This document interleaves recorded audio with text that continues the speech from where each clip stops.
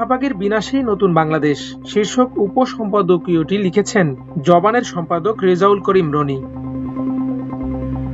একটা দেশে ফ্যাসিবাদ হুট করে কায়েম হয় না বা আকাশ থেকে আসে না। এর সামাজিক ও সাংস্কৃতিক এবং বুদ্ধিভিত্তিক পাটাতন তৈরি হতে থাকে ঐতিহাসিক বয়ানকে কেন্দ্র করে।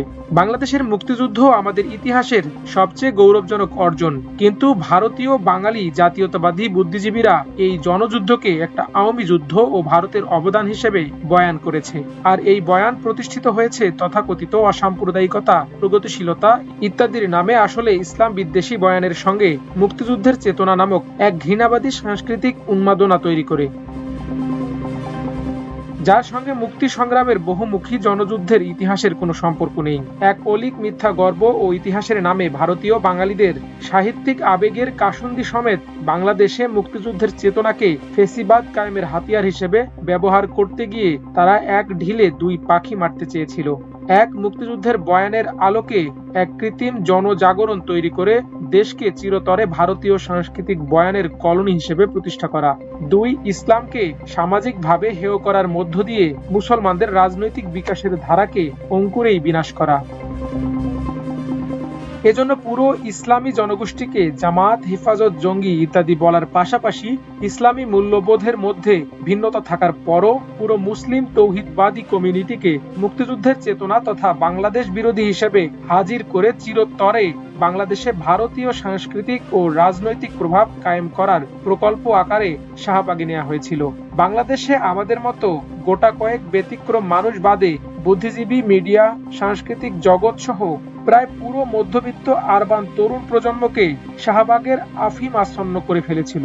সে সময় শাহবাগের ফাঁসিবাদী এবং পরে এর হাত ধরে ফেসিবাদী উন্মাদনার আড়ালে যে গভীর ইসলাম বিদ্বেষ আছে তা জাতির সামনে তুলে ধরতে এগিয়ে আসে দৈনিক আমার দেশ। লেখা হয় ঐতিহাসিক শিরোনাম, শাহবাগে ফেসিবাদের পদধ্বনি।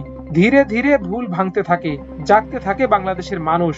কওমি ও তৌহিদি জনতার বিষয়ে শত সমালোচনা ও তাদের অনেক ত্রুটি থাকার পরও এক কথা বলতে হবে, সেদিন শাপলার উত্থান বাংলাদেশকে ঐতিহাসিক, সাংস্কৃতিক ও রাজনৈতিক বিপর্যয় থেকে রক্ষা করেছিল।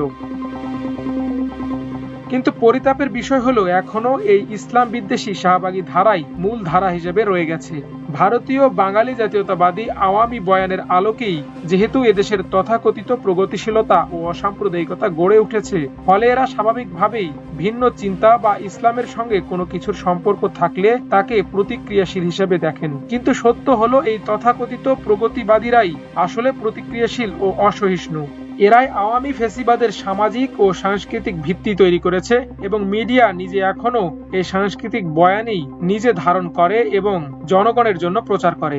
মিডিয়ার নিজের সংস্কৃতি হলো শাহবাগী সংস্কৃতি। কাজী শাহবাগকে পুরোপুরি ডিসমেন্টাল বা বিনাশ করেই নতুন বাংলাদেশের সূচনা করতে হবে। আপনি যদি লীগ না চান, গোমূত্রখোরদের অত্যাচার না চান, জাহেলিয়াত না চান, তাহলে শাহবাগও চাইতে পারেন না। যারা বাইনারির কথা বলেন এবং যুক্তি দেন শাহবাগের বিপরীত প্রতিক্রিয়ায় শাপলার জন্ম হয়েছে, এরা ভুলে যান শাপলার কোনো রাজনীতি নেই। যদিও তাদের একাংশ হাসিনাকে কওমি জননী ঘোষণা করে সমাজের প্রভূত ক্ষতি করেছে, এতে সমাজের নৈতিক স্পিরিট মারাত্মক ক্ষতিগ্রস্ত হয়েছে, ফেসিবাদ শক্তিশালী হয়েছে। আমরা শাপলার এক অংশেরও শাহবাগী পরিণতি হতে দেখেছি। এখানে কোনো বাইনারি নেই এবং শাহবাগের আছে পটেনশিয়াল স্বৈরাচারী শাসক কায়েমের সাংস্কৃতিক লজিক, অর্থ, ভারতীয় বল ও প্রতিষ্ঠান। বাইনারি দিয়ে সমাজ চলবে না, কিন্তু বহু পুরনো এই দ্বন্দ্বকে অস্বীকার করার মধ্যে কোনো ফায়দা নেই। প্যাগান বা পশু পূজারী চিন্তার সঙ্গে আমাদের ঐতিহাসিক আতি আব্রাহামিক বিশ্বাসের লড়াইয়ের সমান পুরনো এই দ্বন্দ্ব। শাহবাগের অনেক কুতুব জনগণের কাছে ক্ষমা না চেয়ে ঠিকই মূলধারায় সক্রিয় হয়ে গেছেন। যারা শাহবাগের কৃত্রিম জোয়ার তৈরিতে অগ্রগণ্য ভূমিকা রেখেছেন, এমন বাচাল আজ জাতীয় বুদ্ধিজীবী। যারা তাদের অবস্থান ভুল ছিল এবং এটা স্বীকার করেছেন, জনগণের কাছে ব্যাখ্যা দিয়ে নতুনভাবে জনগণের পক্ষে অবস্থান নিয়েছেন, তাদের কথা বলছি না। কিন্তু যে অংশটা শাহবাগের সময় সক্রিয় শাহবাগী ছিল, শাহবাগকে দ্বিতীয় মুক্তিযুদ্ধ ঘোষণা করেছিল, জামায়াত বিএনপির সমর্থকদের রাষ্ট্র যেন বল প্রয়োগ করে হলেও দমন করে, এমন বয়ান টিভিতে ঝেড়েছিল, তারা পরে কোনো ব্যাখ্যা না দিয়ে আবেগী জনতাকে ভালো ভালো নসিহত দিয়ে ভোল পাল্টে এখন বিপ্লবী চরিত্রে অভিনয় করছেন এবং আমি গ্যারান্টি দিয়ে বলছি এরা সুযোগ পেলে আগামীতে আরো ভয়ঙ্কর শাহবাগী হিসেবে আবির্ভূত হবেন, ঠিক যেমন ঘাতক দালাল নির্মূল কমিটির লোকগুলো অগ্রগামী শাহবাগী হিসেবে হাজির হয়েছিল 2013 সালে। কিন্তু যারা ক্ষতিগ্রস্ত হয়েছেন এসব ভণ্ড ও ছদ্ম বুদ্ধিজীবীর দ্বারা, তাদের অনেকেই এদেরই এখন মাথায় তুলে নাচেন। যারা নিজেদের ভুল স্বীকার করে জনগণের পক্ষে অবস্থান নিয়েছেন তাদের কথা বলছি না, আমি আত্মপ্রতারকদের কথা বলছি, যারা সরাসরি গণহত্যার পক্ষে মতামত তৈরি করেছে, পুরো কালচারাল ক্যাডার বাহিনী নামিয়ে আমাদের বিরুদ্ধে যুদ্ধ ঘোষণা করেছিল, ব্যাপক অ্যাক্টিভিটি শুরু করেছিল। তারাই আজ জাতির বিবেক। এর মধ্যে এমন বুদ্ধিজীবী পাবেন যে কমপক্ষে 5 টনি ট্রাকের 5 ট্রাক বই পড়েও শাহবাগকে বলেছিল দ্বিতীয় মুক্তিযুদ্ধ।